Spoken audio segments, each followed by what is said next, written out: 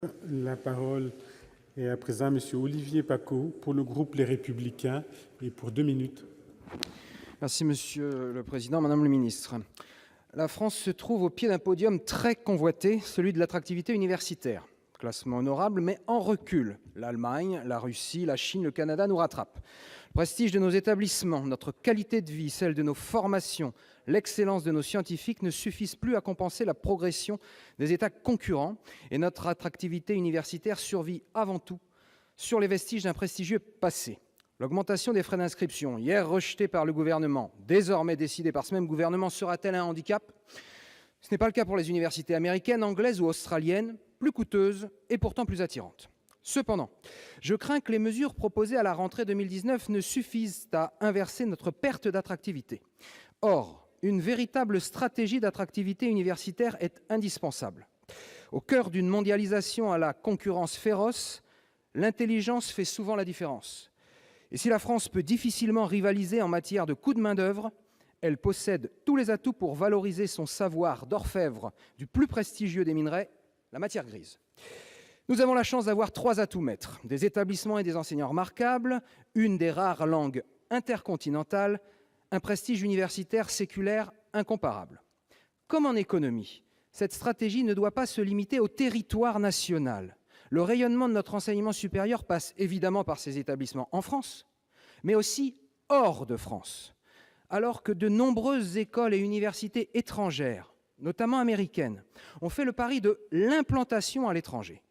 Les établissements français doivent être plus offensifs à ce sujet, à l'image de la Sorbonne Abu Dhabi ou de Centrale Pékin.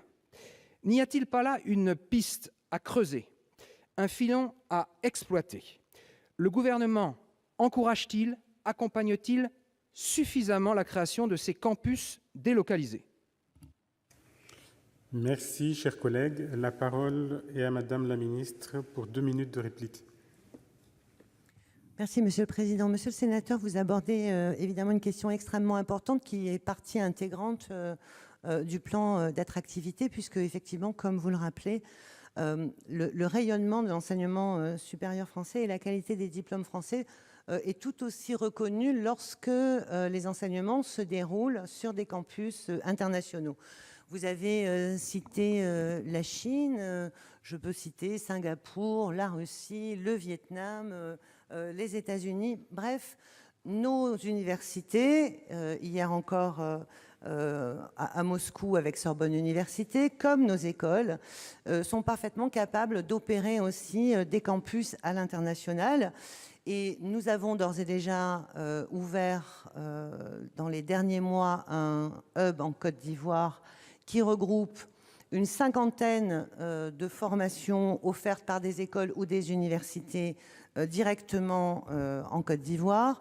Le même type de projet se développe en Sénégal avec l'ouverture du campus franco-sénégalais, en Tunisie avec l'ouverture du campus franco-tunisien pour la Méditerranée. Ces 2 campus sont programmés pour la rentrée 2019.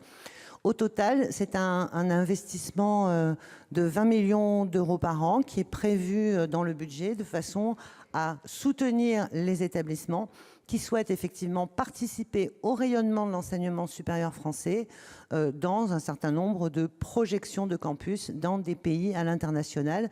C'est évidemment tout aussi important et ça prépare d'ailleurs parfois une partie des étudiants à la mobilité. Et pour tous ceux pour qui la mobilité n'est pas possible, y compris pour des questions financières, eh bien c'est une façon d'amener l'excellence de la formation française au plus près de ses étudiants. Merci, Madame la ministre. Chers collègues, si vous voulez répliquer.